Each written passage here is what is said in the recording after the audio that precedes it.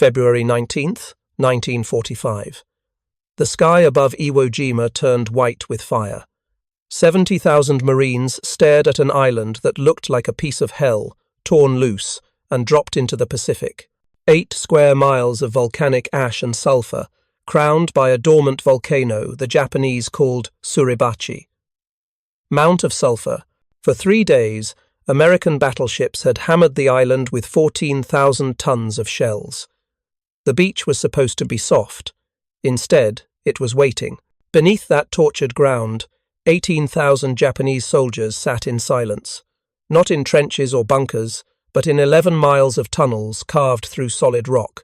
They had food for months, water pumped from deep wells, ammunition stacked floor to ceiling in chambers large enough to hide tanks, artillery pieces mounted on rails so they could fire, retreat into stone, and vanish before American spotters could return fire. Commander Tadamichi Kuribayashi had spent 8 months turning the island into a fortress that didn't look like one, and he had done it knowing he would never leave. What happened here wasn't just a battle. It was the collision of 2 entirely different philosophies of death. One side believed in dying gloriously. The other side believed in killing efficiently. Iwo Jima would teach both sides what happens when belief meets bedrock. Stay through the end for the moment courage learned it couldn't outrun concrete. June 1944. Lieutenant General Tadamichi Kuribayashi stepped off a transport plane onto Iwo Jima and immediately understood he had been sent to command a graveyard. The island stretched before him like a scar, black sand beaches rising toward volcanic ridges pocked with caves. Sulfur vents hissed poison into the air. There were no trees tall enough to hang a hammock, no shade deep enough to escape the equatorial sun. Water tasted of minerals and had to be rationed like ammunition.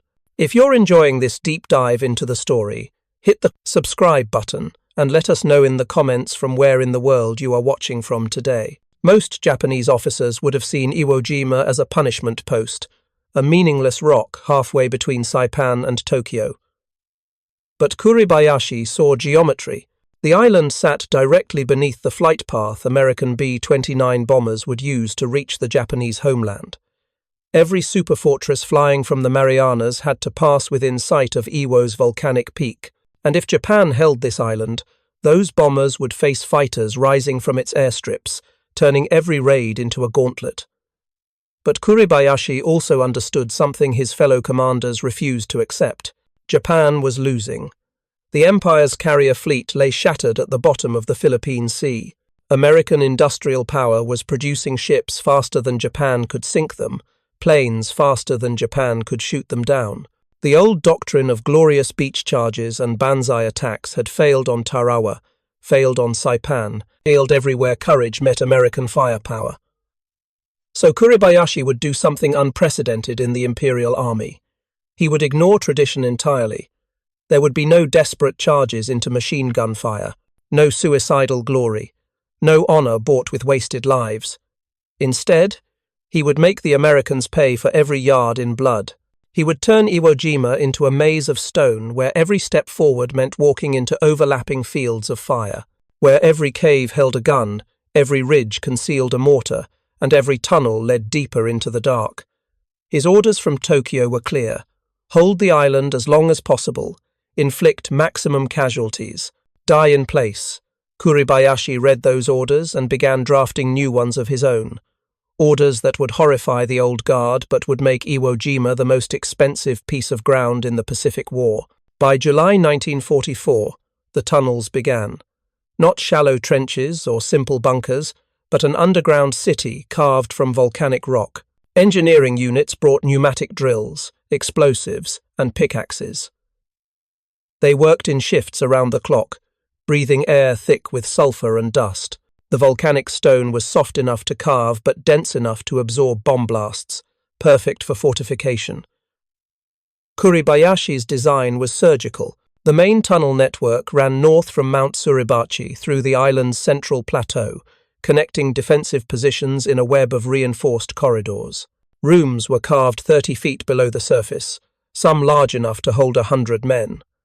Ceilings were reinforced with timber and steel beams salvaged from wrecked ships. Ventilation shafts, disguised as natural fissures, pulled air down from the surface. Generators powered lights, radios, and surgical stations. Each position had multiple entrances and exits. If Americans destroyed one opening, defenders could slip out another and reoccupy the same position hours later. Pillboxes were built with walls 5 feet thick, firing slits, angled to cover the beaches in interlocking lanes. Artillery pieces were mounted on tracks so they could roll out, fire 3 rounds, and retreat into stone before counter-battery fire arrived. Kuribayashi called it defense in depth. The Americans would later call it hell. Unlike previous island defenses, there were no fortifications visible on the beaches. No wire, no obstacles, no gun emplacements in plain sight. Kuribayashi ordered his men to let the Americans land unopened. Let them think the beach was safe. Let them bunch up, unload equipment, stack supplies in neat rows. Then, when they were committed, when retreat was impossible, open fire from positions they couldn't see and couldn't suppress. The strategy violated every instinct of the samurai code. Japanese doctrine demanded soldiers contest the beach, die honorably at the water's edge, sell their lives in glorious charges. Kuribayashi's plan demanded patience, concealment, and survival. When his subordinates protested, he responded with a single line that silenced dissent. "We are not here for honor. We are here to kill Americans." Over 18,000 men lived underground, training in the dark, memorizing every corridor, every firing position, every retreat route. They drilled without firing, conserving ammunition for the battle they knew was coming.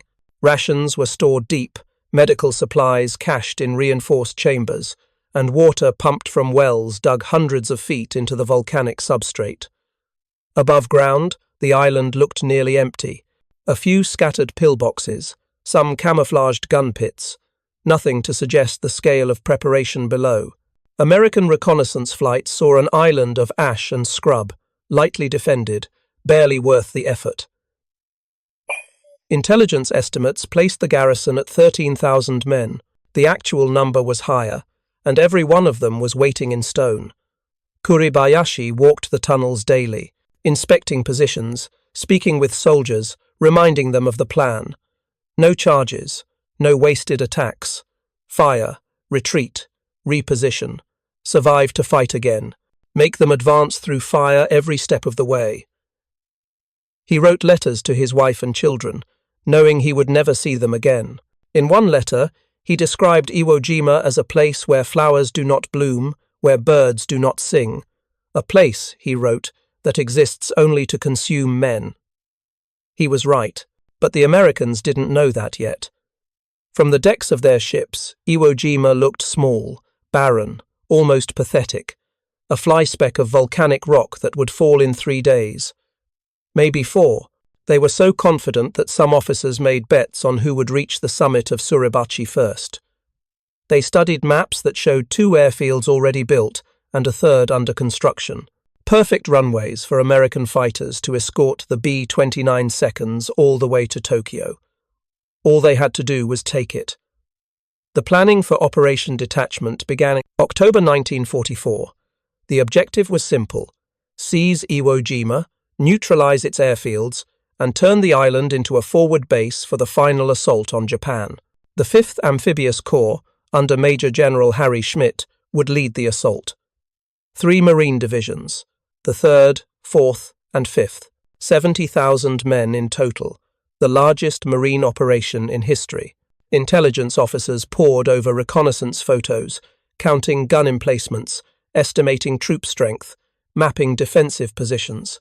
They saw pillboxes on the beaches, a few scattered bunkers, some artillery pieces poorly concealed in the ridges, nothing that 3 days of naval bombardment couldn't flatten.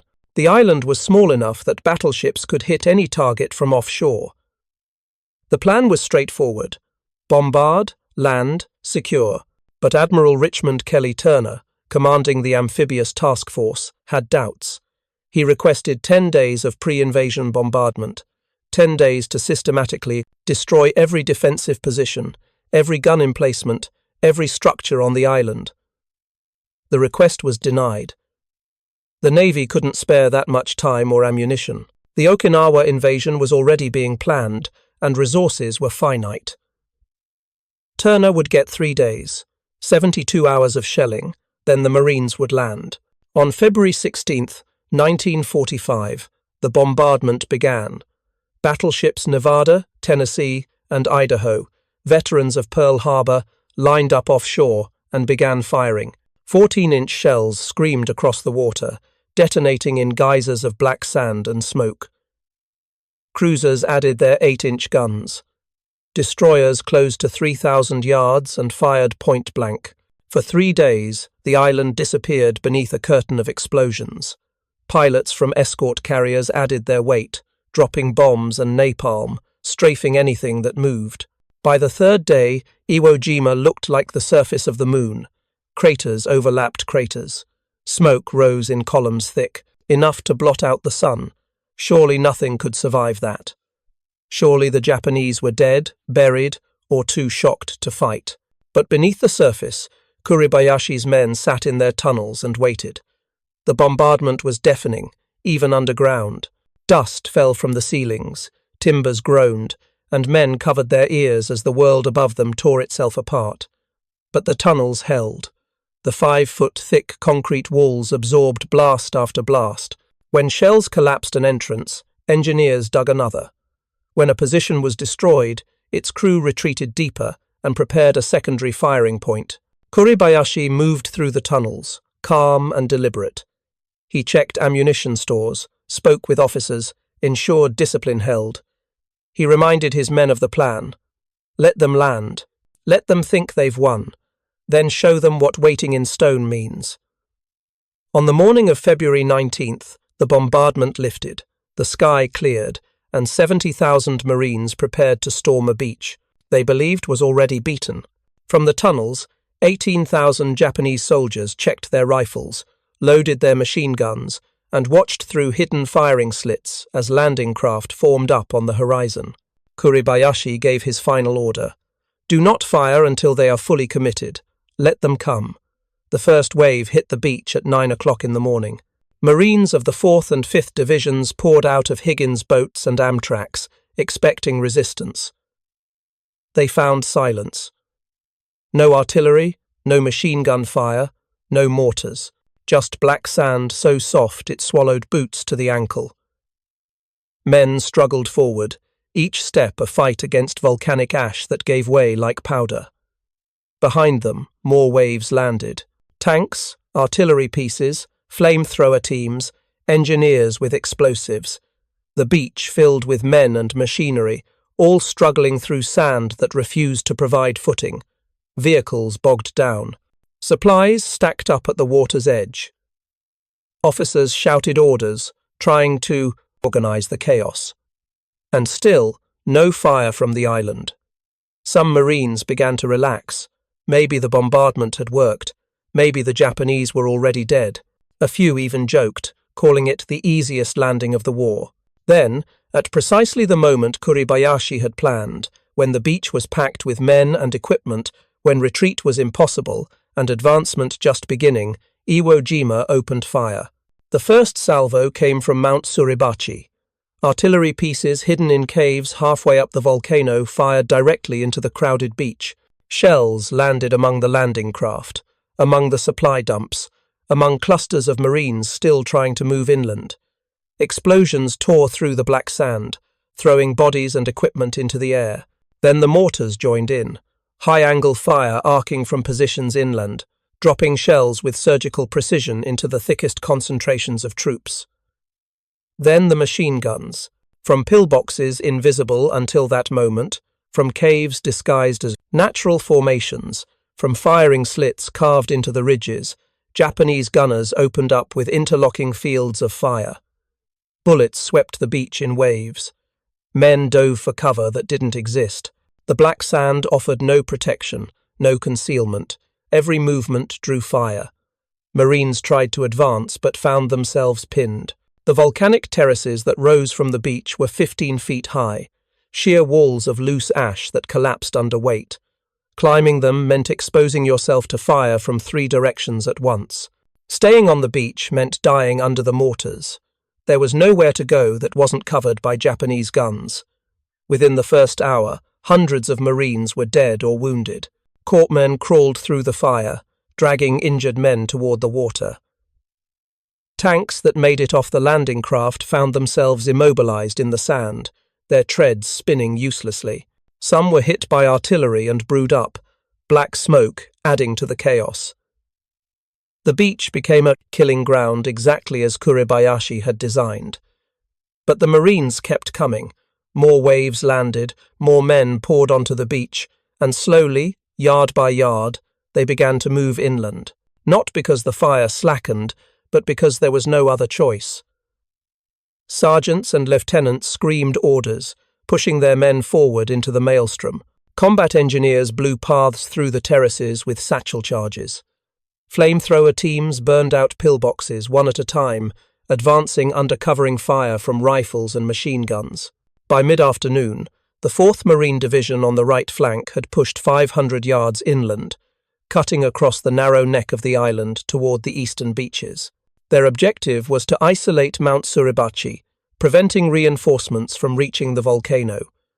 The 5th Marine Division on the left turned south, beginning the assault on Suribachi itself. Progress was measured in yards, and every yard cost lives. The Japanese fired from positions the Marines couldn't see, then retreated through tunnels before counterfire arrived. Marines would clear a pillbox, move forward, and then take fire from the same position an hour later, reoccupied through an underground passage. It was warfare without a front line, without clear objectives, without any way to know when a position was truly secured. By nightfall on the first day, the Marines held a beachhead, but it was shallow, costly, and surrounded by an enemy that refused to die. 2,400 Marines were casualties. 30,000 men were ashore, but they were crammed into a space barely large enough to hold them, every square yard under observed fire from the ridges above. Kuribayashi sat in his command post deep beneath the island's central plateau and received reports. The beach defences had performed exactly as planned. The Americans were ashore, but they were bleeding. The tunnels were intact. Ammunition reserves were still abundant. The battle, he knew, was just beginning. That night, the Marines dug in, expecting the traditional Japanese counterattack. Banzai charges screaming out of the darkness, suicidal waves meant to overwhelm defensive positions through sheer ferocity. It was what had happened on every previous island. Officers briefed their men, machine gunners loaded extra belts, and everyone waited for the attack that would define the night. It never came. Kuribayashi had forbidden it. There would be no wasted charges, no glorious deaths. His men would stay in their tunnels, conserve their strength, and wait for daylight when they could kill more efficiently. The silence unnerved the Marines more than any attack. They sat in their foxholes, listening to the distant rumble of explosions as Navy destroyers fired harassment rounds into the ridges, listening to the wounded calling for corpsmen, listening to the island breathe. In the tunnels, Japanese soldiers prepared for the next day. They cleaned weapons, distributed ammunition, and moved through the corridors to new firing positions. Some wrote final letters to their families, knowing the words would never be delivered. Others prayed or simply sat in silence, waiting for the order to return to the surface. Kuribayashi moved among them, his presence steady and calm. He did not speak of honor or glory. He spoke of duty, of making the enemy pay for every step, of surviving long enough to fire one more shot, throw one more grenade, kill one more American. He had promised Tokyo he would hold the island for at least 2 months. It had been one day. He intended to keep his promise.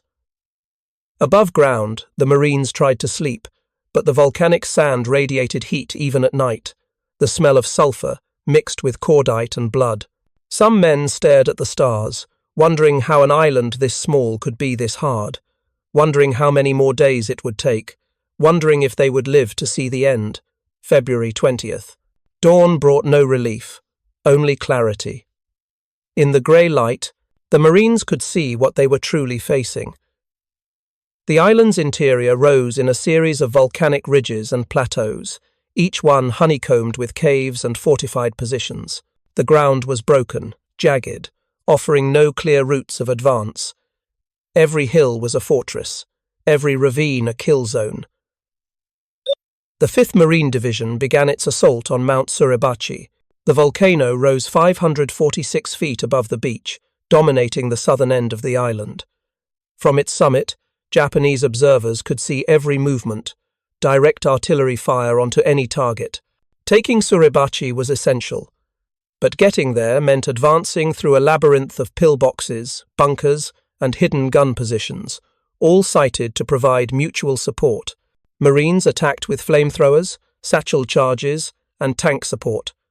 They would identify a firing position, call in covering fire, then rush forward to destroy it. The process was brutally simple and brutally slow.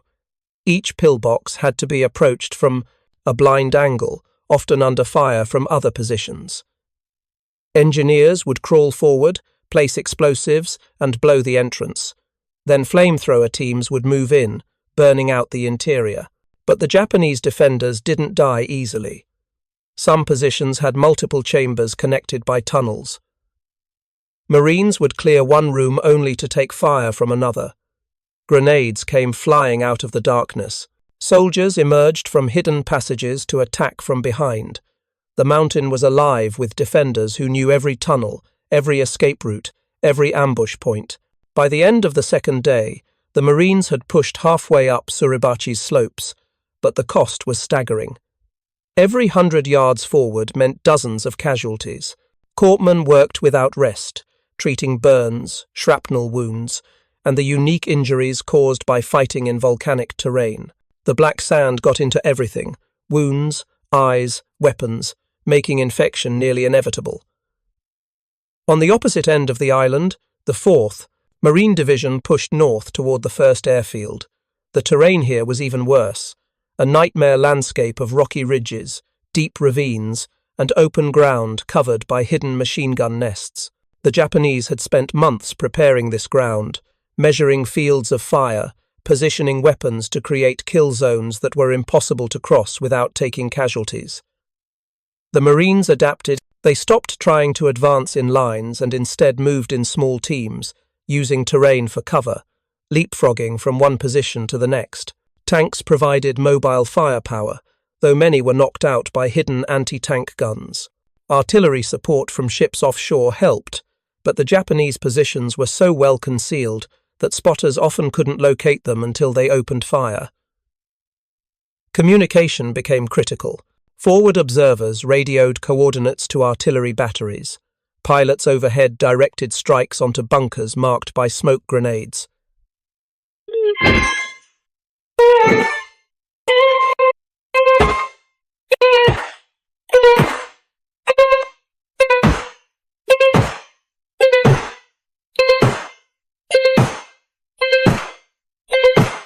Obstacles. The battle became a grinding, methodical process of identifying, isolating, and destroying each defensive position one at a time. But Kuribayashi's strategy was working exactly as planned. The Americans were advancing, but slowly. Every position cost them time and lives, and time was what Kuribayashi needed. Every day Iwo Jima held out was another day American bombers couldn't use its airfields. Another day, the homeland remained protected by that one volcanic rock sitting in their path. By February 23rd, 4 days into the battle, the Marines reached the summit of Suribachi. A 40-man patrol from Easy Company, 2nd Battalion, 28th Marines, climbed the volcano's north slope under covering fire.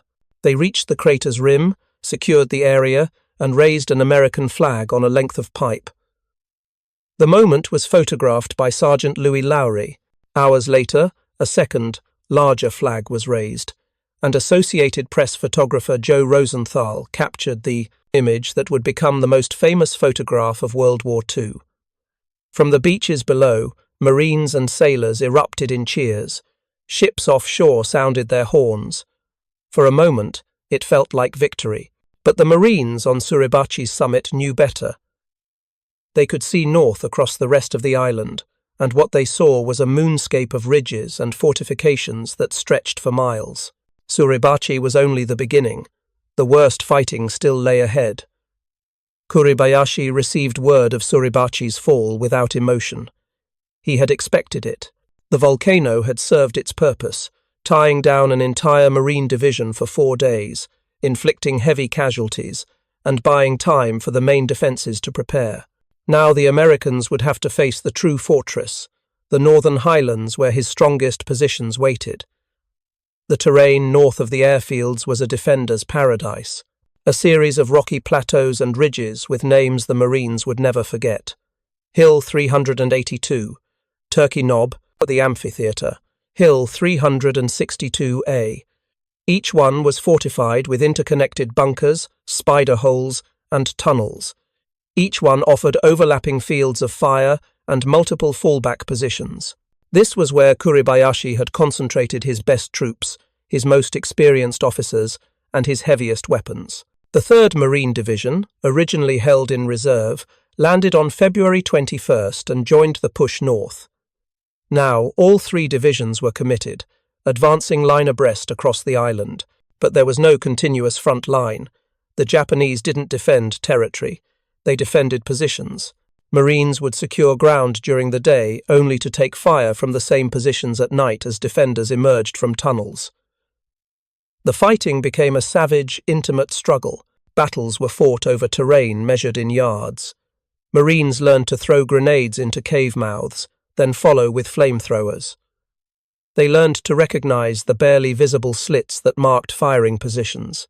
They learned that silence was often more dangerous than gunfire, because it meant the Japanese were waiting. Casualties mounted relentlessly. By the end of the first week, over 5,000 Marines were dead or wounded. Hospital ships offshore filled with burned, broken men. Whole rifle companies were reduced to half strength. Platoons that landed with 40 men were down to 15. Officers and sergeants died leading attacks, and replacements came forward already knowing their life expectancy was measured in hours. Yet the Marines kept advancing, not through reckless courage or suicidal charges, but through grinding, methodical aggression. They learned to fight Kuribayashi's kind of war, slow, patient, deadly. They used flamethrowers and explosives to clear bunkers. They called in artillery and naval gunfire to suppress positions before assaulting them.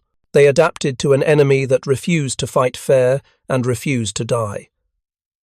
By early March, the Marines had pushed halfway across the Seychelles Island, securing airfield number 1 and advancing toward the 2nd airfield.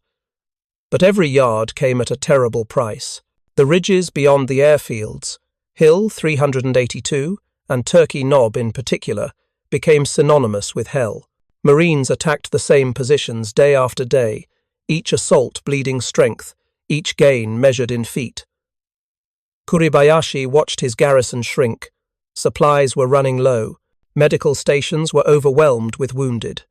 Communication lines were cut faster than they could be repaired.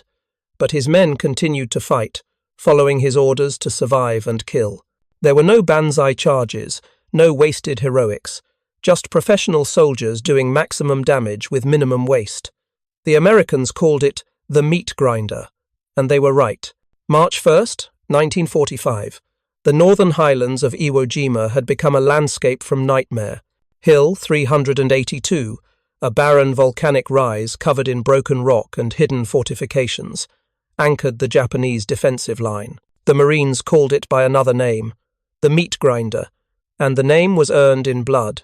The hill itself was unremarkable, just 200 feet of volcanic stone, but Kuribayashi had turned it into the strongest position on the island. The slopes were honeycombed with caves and bunkers, each one reinforced with concrete and positioned to support the others. Machine gun nests covered every approach. Mortars were pre-registered on kill zones. Anti-tank guns waited in hidden alcoves for American armor to expose itself. Attacking Hill 382 meant crossing open ground under fire, then climbing slopes where every rock could hide a defender. The 21st Marines made the first assault on February 25th and were thrown back with devastating losses. They tried again the next day, and the day after that. Each time, they gained a few yards. Each time, Japanese defenders emerged from tunnels to reoccupy positions the Marines thought they'd cleared. Supporting Hill 382 were two other strongpoints: Turkey Knob, a rocky outcrop bristling with artillery positions, and the amphitheatre, a natural depression turned into a killing field. Together, these three positions formed an interlocking defensive complex that could concentrate fire on any point the Marines tried to penetrate. It was fortress warfare at its most brutal, and the only way through it was to destroy each position individually. The Marines brought everything they had. Tanks rolled forward to provide direct fire support, their 75mm guns blasting bunker entrances at point-blank range. Combat engineers crawled through fire to place demolition charges, flamethrower teams burned out caves, the jellied gasoline consuming oxygen and incinerating everything inside. Artillery from positions near the beaches fired constantly, though the rocky terrain often absorbed the shells without damaging the fortifications beneath. Naval gunfire helped, but it was imprecise. Spotters on the ground would call in coordinates, and minutes later shells from battleships offshore would crash down. Sometimes they hit. Sometimes they landed among the Marines themselves. The ground was so broken and confused that telling friendly positions from enemy positions became nearly impossible from the air or sea. Corsair fighters from escort carriers dove through anti-aircraft fire to drop bombs and napalm. The napalm was particularly effective, liquid fire that poured into caves and bunkers, sucking out the oxygen and cooking defenders alive. But even napalm couldn't reach the deepest positions, where Japanese soldiers waited in reinforced chambers 30 feet underground. The fighting became utterly savage. Marines and Japanese soldiers fought hand-to-hand in the rocks. Grenades were thrown and thrown back. Wounded men from both sides lay trapped in no man's land, their cries audible between firefights. Some Japanese defenders, cut off and out of ammunition, charged with bayonets or swords.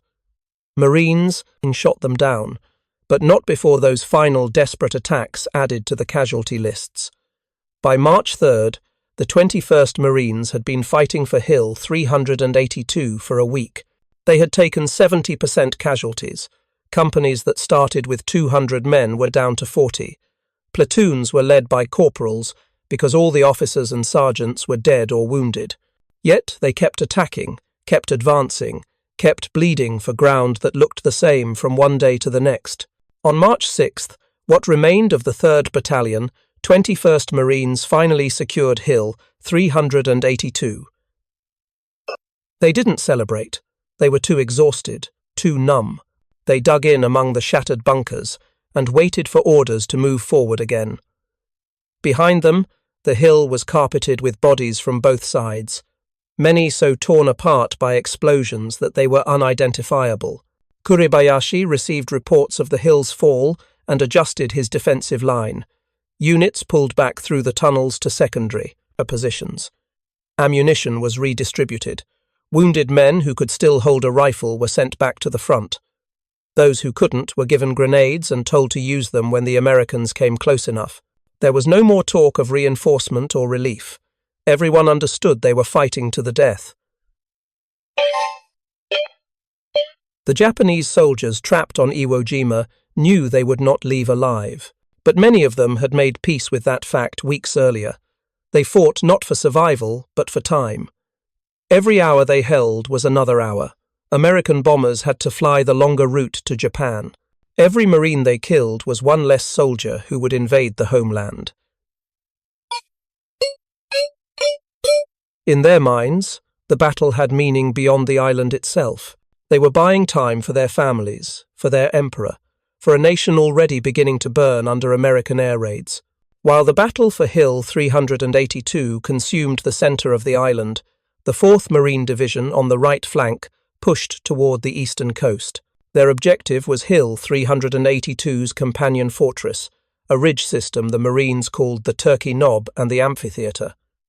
The terrain here was even worse than the center. Deep ravines cut through the volcanic rock, each one a natural fortification that the Japanese had improved with concrete and steel. The amphitheatre was a semicircular depression surrounded by high ground.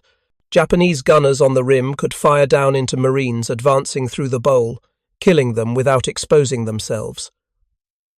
Crossing the amphitheatre meant accepting casualties. There was no other way. Marines charged across the open ground in small groups, hoping speed would save them. Some made it, most didn't. One by one, the positions fell, not through brilliant tactics or overwhelming firepower, but through sheer persistence and sacrifice.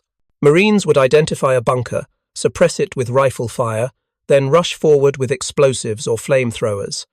If the first team was killed, a second team would try. If the second team died, a third would form up and attack again.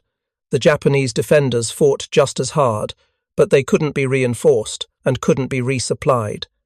Every man lost was irreplaceable. By mid-March, the centre and eastern sectors of the island were largely secured, but the northwestern corner remained untaken. This area, later called the Gorge and Death Valley, was the last major defensive position. Kuribayashi had concentrated his remaining forces here. Perhaps 2,000 men dug into terrain so broken that tanks couldn't operate and artillery couldn't reach the deepest positions. The 5th Marine Division, veterans of the Suribachi fight, turned west to clear this final pocket. They advanced into a landscape that looked like the surface of an alien world. Jagged rock formations, sulfur vents spewing yellow gas, and caves that seemed to swallow men whole. The Japanese defenders here were the best Kuribayashi had left, veterans of China and the Pacific campaigns, men who had survived weeks of bombardment and still had the will to fight. The battles in Death Valley were fought at ranges measured in yards, sometimes feet. Marines crawled through ravines under fire, using every rock and depression for cover. They learned to recognize the slight discoloration in the rock face that marked a hidden firing slit. They learned to pour gasoline into cave mouths and ignite it, creating crude flamethrowers from jerry cans and matches. They learned to fight in ways no training manual had ever described. Casualties continued mounting. By March 10th, total Marine casualties had exceeded 15,000. 1 in every 4 Marines who landed on Iwo Jima had been killed or wounded. Entire battalions had been rebuilt 2 or 3 times, with replacements brought in from rear areas or other units. Some companies had only a handful of original members left. The human cost was staggering in other ways too. Combat fatigue, what would later be called post-traumatic stress disorder, became epidemic. Men who had fought without rest for 3 weeks began breaking down. Some simply stopped responding to orders, sitting in their foxholes and staring at nothing. Others became hyper-aggressive, taking insane risks, trying to end the battle through their own death. Corpsmen and chaplains worked around the clock trying to keep Marines functional, yet somehow they kept fighting. The Marine Corps ethos, drilled into every recruit, demanded it: never leave a fallen comrade, never give up ground once taken, always move forward. Those principles, combined with the knowledge that the only way off Iwo Jima was through the Japanese lines, kept men attacking even when their bodies screamed to stop. Kuribayashi moved through what remained of his command network, now reduced to a few dozen functioning radio sets and a handful of telephone lines. He visited forward positions personally, a violation of every doctrine regarding command preservation, but he believed his men deserved to see him, to know their commander shared their fate. He carried a samurai sword, a gift from his family, but he never drew it in combat. He used a rifle, like his soldiers. In his final communications with Tokyo, Kuribayashi reported the situation honestly. The island would fall. His entire garrison would die. But they had inflicted unprecedented casualties on the Americans and delayed the inevitable for far longer than anyone thought possible. He requested no rescue, no reinforcement. He asked only that the sacrifice of his men be remembered. On March 14th, American forces declared the northern sector of Iwo Jima secure. It was a bureaucratic fiction. Hundreds of Japanese soldiers remained alive in the cave systems, and fighting would continue for weeks, but the organized resistance had been broken. Individual positions still held out, but they were isolated, cut off from command, and running out of ammunition and food. The final week of March saw the last coordinated Japanese attacks. These were not the banzai charges of previous campaigns, but small unit raids designed to inflict casualties and destroy supplies. Groups of 10 to 20 soldiers would emerge from caves at night, attack a marine position, and fade back underground before reinforcements could arrive. They carried only what they needed: a rifle, grenades, and enough resolve to die taking Americans with them. One such raid, on the night of March 25th, struck an Air Force camp near Airfield No. 2. 300 Japanese soldiers, some armed only with bamboo spears and rocks, charged out of the darkness. They overran tents, destroyed aircraft, and fought hand-to-hand with pilots and ground crews who had never expected combat. The raid was crushed within hours, but it cost the Americans over 100 casualties and demonstrated that even at the edge of annihilation, the Japanese garrison remained dangerous. Kuribayashi's final message was sent on March 23rd. It was addressed to Imperial headquarters in Tokyo and contained no apologies or regrets. He reported that his command had fought for 34 days, far exceeding expectations. Ammunition was exhausted. Water was nearly gone. Most of his officers were dead.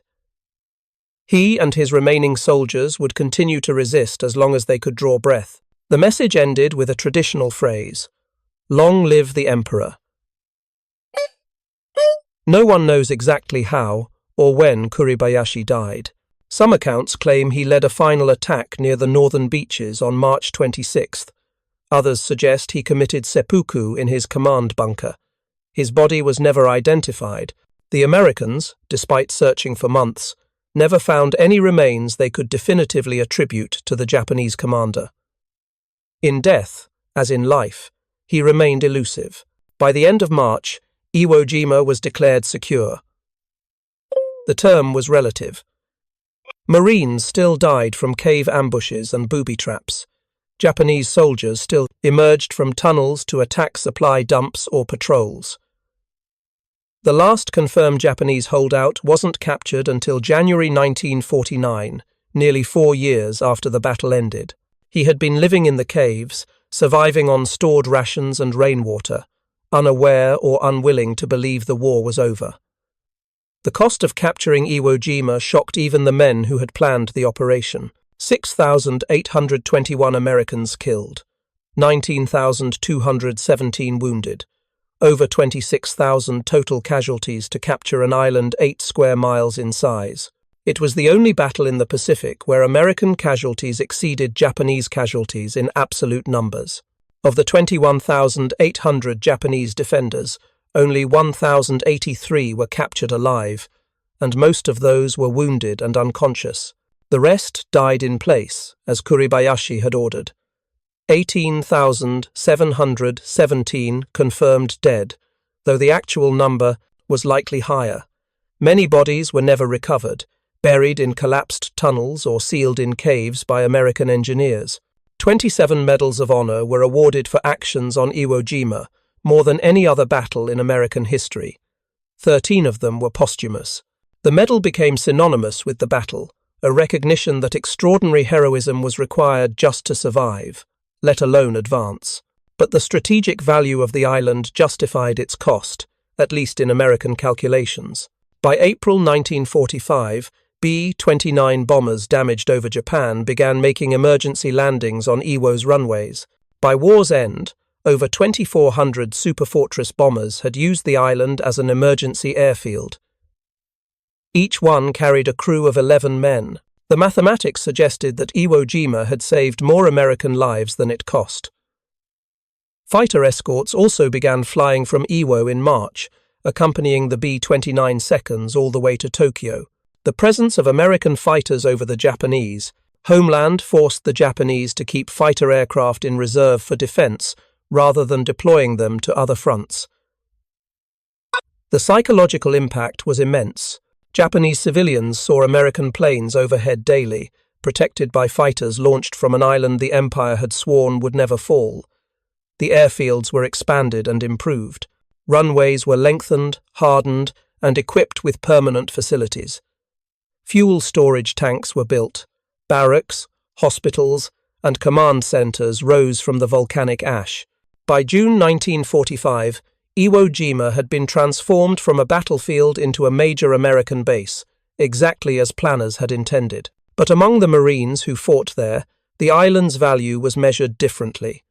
They measured it in friends who never came back, in letters they had to write to families they'd never meet, in nightmares that would wake them decades later. Many of the survivors refused to talk about Iwo Jima for the rest of their lives. What they had seen, what they had done, what had been done to them, existed beyond the reach of language. The flag raising on Suribachi became an icon, reproduced in monuments, stamps, and memorials. But the men in that photograph knew the truth. That moment of triumph represented only the beginning of the nightmare, not its end. 3 of the 6 flag raisers died on Iwo Jima before the battle ended. The survivors spent the rest of their lives trying to explain that heroism wasn't a photograph. It was every Marine who kept moving forward when every instinct screamed to stop. Today, Iwo Jima remains under Japanese control, returned in 1968. It is officially called Iwo, to the Japanese pronunciation. The island is uninhabited except for a small Japanese military garrison. The Japanese government allows annual reunions where American and Japanese veterans visit together, walking the beaches and ridges where they once tried to kill each other. The tunnels remain, most of them sealed or collapsed.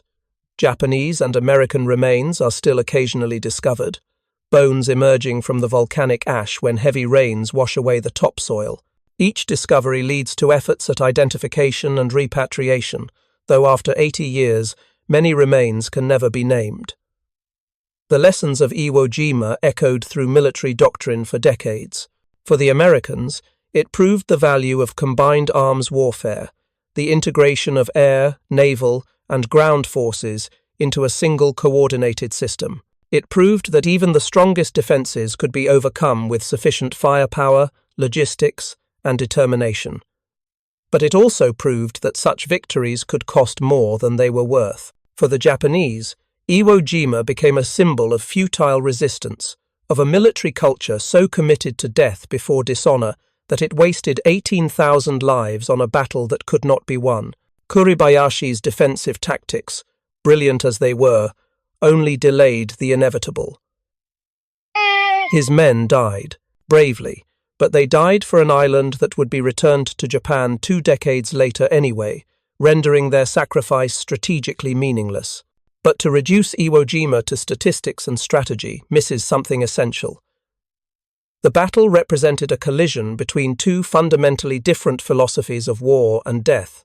The Japanese believed in dying with purpose, in making death itself a weapon through its example. The Americans believed in killing efficiently, in reducing warfare to a problem that could be solved through superior resources and organization. Both sides were proven right and wrong simultaneously. Japanese soldiers died exactly as their culture demanded, with courage and resolve. But their deaths accomplished nothing except to add to the casualty lists. American forces won through firepower and logistics, but the psychological cost of that victory haunted survivors for the rest of their lives. The island was taken, the runways were used, and the war moved on. But something had been lost on that volcanic rock that could never be recovered. One Marine who fought on Iwo Jima later wrote, "We learned that courage is not the absence of fear, but the decision that something else is more important than fear." Every day on that island, we had to decide that keeping faith with the man beside us was worth dying for. And every day, we saw men make that choice and pay that price. A Japanese survivor, one of the few captured alive, said decades later, "We were told we fought for the emperor, but in those tunnels, in that darkness, we fought for each other. When your country sends you to a place where you cannot win and cannot escape, loyalty to your comrades is all that remains." Iwo Jima proved that technology and resources could overcome any defense, given enough time and blood. It proved that courage alone could not stop industrial warfare. but it also proved that men could endure unimaginable horror when they believed their sacrifice had meaning. Both sides believed. Both sides sacrificed. Both sides suffered losses that could not be justified by any strategic calculation. The black sand beaches of Iwo Jima have been washed clean by decades of Pacific storms. The tunnels have collapsed or been sealed. The wreckage has been cleared, the bodies recovered or buried. The island itself has returned to silence, marked only by memorials and the occasional visit from veterans too old to stand upright without help. But the memory remains.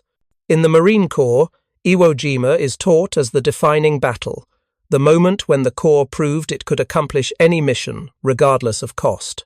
In Japan, Kuribayashi is remembered as a commander who understood modern warfare better than his peers, who fought intelligently rather than fanatically, and who died trying to protect a homeland that was already doomed.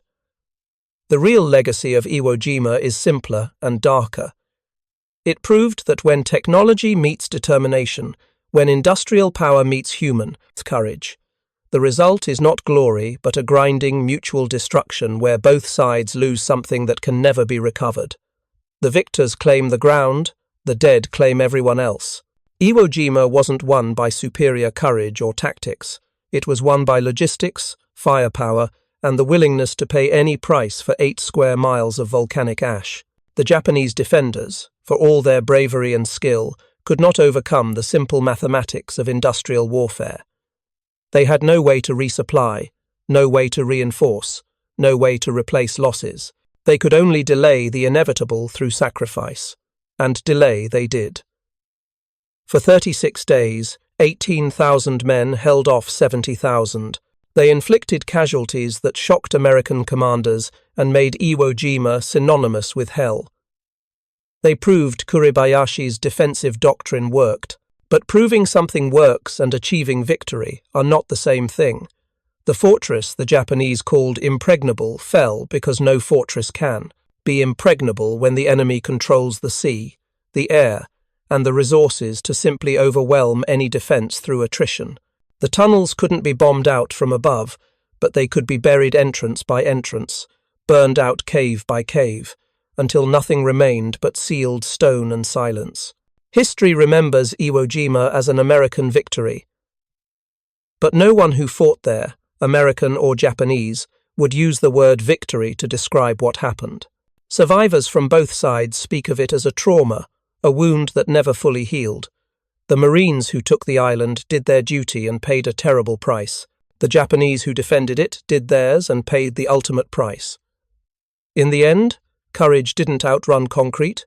Faith didn't overcome firepower, and both sides learned that some victories cost more than their worth. The flag flew over Suribachi. The airfields were used. The war moved on. But on an island 8 miles long, surrounded by black sand and volcanic stone, 36 days of hell had proven that pride and preparation, no matter how perfect, cannot defeat the cold arithmetic of industrial war. The tunnels still wait beneath Iwo Jima, dark, silent, empty, monuments to the dead who believed their fortress was impregnable, and to the living who proved otherwise. Both were right, both were wrong, and both paid the price for being human in a war that had long since stopped caring about humanity. Thank you for watching. Thank you for more detailed historical breakdowns. Check out the other videos on your screen now, and don't forget to subscribe.